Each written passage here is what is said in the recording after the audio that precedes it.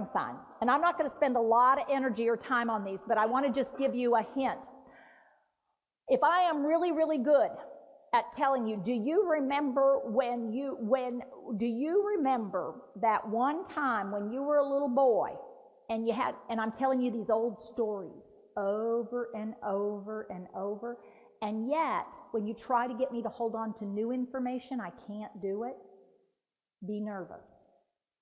Because I should not have more trouble hanging on to important new information than I can access that old stuff. And when you start seeing it pretty regularly, a pattern of it, not just once or twice, but a pattern. Okay? You also want to look for having difficulty doing difficult but familiar things, like paying the taxes rather than putting them in a drawer somewhere. Seeking out a financial advisor and then telling him to do stuff that I would never have told him to do, and then claiming I didn't tell him to do that. Taking money and moving it around, and it's like, what are you doing? Well, I needed to move it around. Trusting people, not kind of people I'd ever trust. Sending money to a post office box in Oklahoma, if it's not my habit. Taking all my money out of the bank and keeping it at the house. Inviting people into the house that I don't know to come and fix something. Okay? We also want to look at problems not just with memory, because that's not what it's all about. We also want to look at problems where I can't think of the thing that you say, one after the other in a row, and there's a dot at the end. You know, not a sentence, huh? Words. Yes, words. What'd you think I meant? You get such an attitude. Now, this woman gave me the answer. Why am I being ugly to her? Because I felt stupid. Because I should have known what it was, and I didn't like not coming up with it. Let me give you another example. Not everybody gets angry. Let me show you another example of this same kind of thing, though. You know, it's the one after the other, and you put them in a thing, and there's a dot at the end. Word. Oh, my God. Why couldn't I think of that? No, it's not okay. It isn't. Now, I wasn't mad before, but now I'm going to get mad. Why? Because she told me it was okay that I was stupid. Oh. Is that what you meant to do? No way. Well, that's what you did. I'm sorry. Well, you are sorry. This whole situation is sorry. Well, you are. Yes. You're going to go straight to hell, too. That'll be okay. Now, this is where it feels like, and I'm going to be honest with you, sometimes as a care partner, it feels like no matter what you do, you're not right. It's because this disease makes it so hard for me, because I think I should know something. When I don't know something and you give it to me like that, it proves to me I don't know something that I know I should. I have a PhD, my God, I should be able to think of the thing that it's called. Now, if this just happens when you're exhausted, when you haven't had any sleep, when you're really, really worried, and it only happens every now and then, see, this is the tricky part, because everyone in this room is going to say, well, I've had problems finding words. See, I don't think that's it. I mean, you're all, everybody's scared of dementia, by the way. They did this study with older adults, and it used to be, what is the thing you're most scared of? Guess what it used to be? Cancer. Guess what it is now? Dementia. Yeah, people are much more scared about this thing than they ever have been before, because the numbers are going up and people realize how scary this is. So what happens is we start seeing some changes in us. We're trying to discount it. So one of the most common things, somebody says something like, I'm a little concerned. I can't seem to find the things that I want to say sometimes. You know, the things that you want to say to people. Now notice how I used vague terms to describe the thing. You know, the fattles that go one after the other, the fattles. The fattles. Fattles. Do you speak English? No. Well, shit. Now, these are all kinds of behaviors that just sort of as you're seeing them, you're thinking, God, what's going on here? And yet on other times, I'm perfectly fine. I could come up with words that aren't real words. It's called word salad.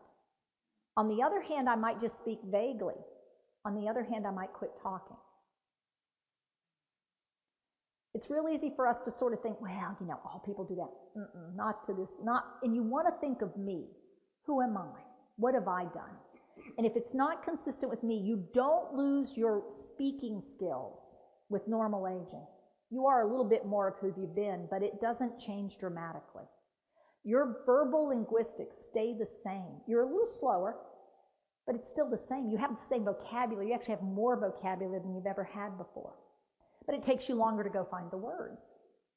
So if people rush you, you will still hear anybody normal aging, could you slow down just a minute? I'm going to tell you. That's normal between generations.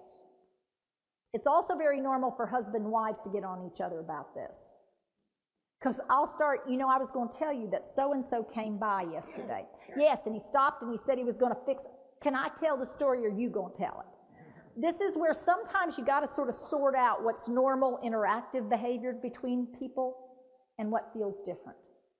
But after you've been around it for a while, you'll start to pick up on it if you're listening and paying attention. Another one is getting confused about place or time. So this is that getting lost driving business. This is getting on the interstate and getting turned around and not being able to think of which exit I'm looking for. It can also be getting lost in my life for a moment. So in a moment, I'm looking for the house I grew up in, not the current house. And so now I get to a place and it's like, God, how did I get here? Because I don't remember the process because I can't hold on to new stuff. And all of a sudden, I don't know why I got here. How did I get here? Somebody brought me here and left me here, and I'm here all alone. Oh, my God, who is this? And I might look at somebody I've known very closely for years. And in that moment, who are you? Who are you, by the way? And you're my wife. You're my husband. Because in that moment, I'm thinking I'm 22 in that moment, and I am looking for the person in the wedding picture. And so what happens is I look at you and you scare me because it's like, oh my God, what are you doing in my house? Who are you? Especially at night. And my daughter is there and it's like, who are you? What are you doing here? Mom, you know who I am. No, I don't either. Who are you? I'm your daughter. Bullshit. I don't have a little girl. I have a little girl, but not anything as old as you. And you focus in on my distress, but what you're not realizing is how scary this is for me. I mean, this actually becomes really scary because in that moment, I'm lost. And so when my grandfather would say, where's Grandma? He in that moment truly believed he was in a place in his time in life that it would make sense that she was there. And when my mom would say, well, Grandpa, of course she's dead. Oh my God. He would grieve again the loss. And yet he couldn't hold on to that loss. So that's not the right answer. That's called reality orientation. We don't do that anymore. That's an old thing. We gave that up. It's not good for people. Worsening judgment. These are things that people are making bad choices. Problem-solving issues. These are people who you can go all the way. Now, this is why I don't think it's a good, oh, I hear you. So this is what I think we ought to do. Oh, okay. So why are you taking my car keys? We talked about this.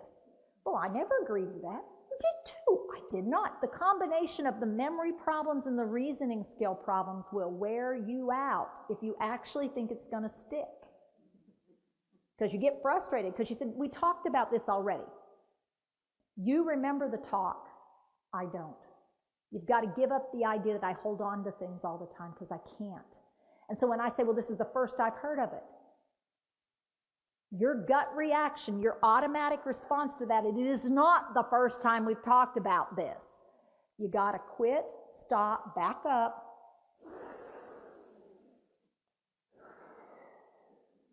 Now, I actually want you to practice that. That is an important skill. I want you to stop. I want you to breathe in, purse your lips, and blow out. Now, this time I want you to focus on belly breathing, okay? In other words, abdominal breathing. We're going to get to this and tell you how important this is. Okay, ready? Breathe in through your nose. Blow out.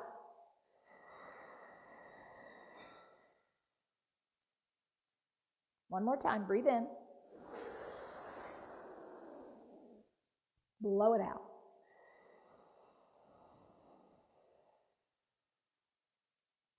Now, the reason I just had you do that, that's a new skill for you.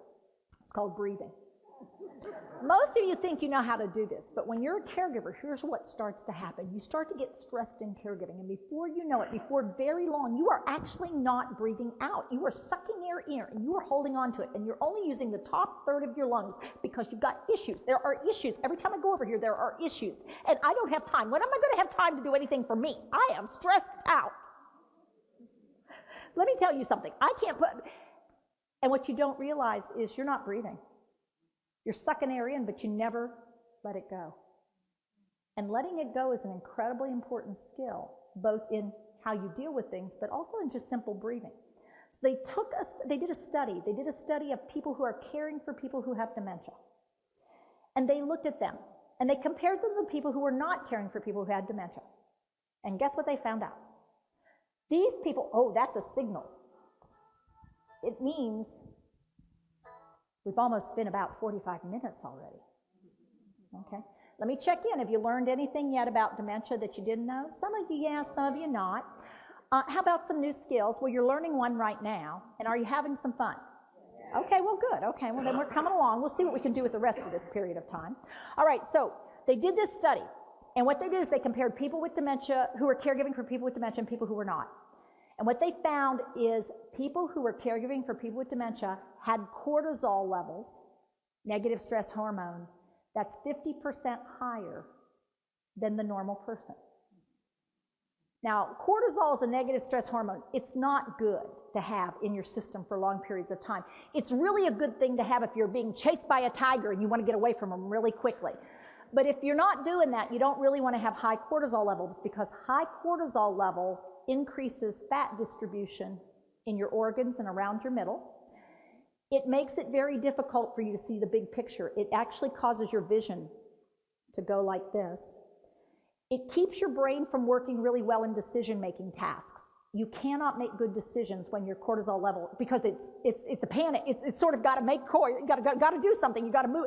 You're not able to see the big picture and sort of make good decisions and choices based on information out there, because you can't handle all that. It also raises your blood pressure, your heart rate, and your blood sugar.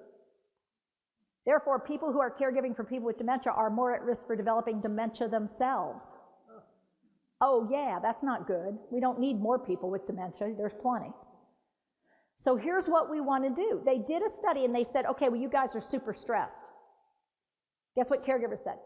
Oh, good. Something else I'm not doing right. Great. Well, what am I supposed to do about that? I don't have time to get done what I need to do. How am I supposed to deal with stress in addition to that? And so they said, okay, well, we need to make this simple. Let's have them breathe. So they actually did. They had them stop 5 times a day and take 3 deep cleansing breaths. And they actually gave them a kitchen timer to put on their belt. Because guess what happens to caregivers if you don't give them a timer to remember to take care of themselves? They won't. You people don't take care of yourselves. You say, oh yeah, I'll get to that sometime. But you don't. So 5 times a day they would stop and they would do those 3 deep cleansing breaths. And after 6 months, they remeasured their cortisol level. It was back to normal levels. What does that mean about you as a caregiver? You are carrying an incredible burden around, and you don't even realize you're not even breathing well. You are going into situations, and I'll tell you how you walk in the house for the person. Hey, Dad, how are we doing today? You going to be ready to take a shower? Okay, let's not fight, Daddy. You're filthy.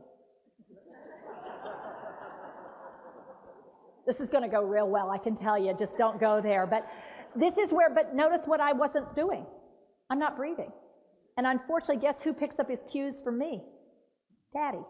And so now Daddy's getting more and more tense and more upset. What is it you want to do? And before you know it, you two are going at it again without even realizing how you got there. Okay? We've got to change our behavior so their behavior will change. But it's only going to happen if we're the ones who change first. We've got to be willing to make that shift. So breathing regularly, really, really important. So when you can think of nothing else to do, step back.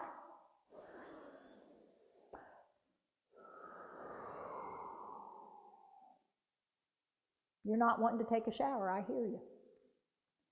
It's a much safer response. It's a response, not a reaction.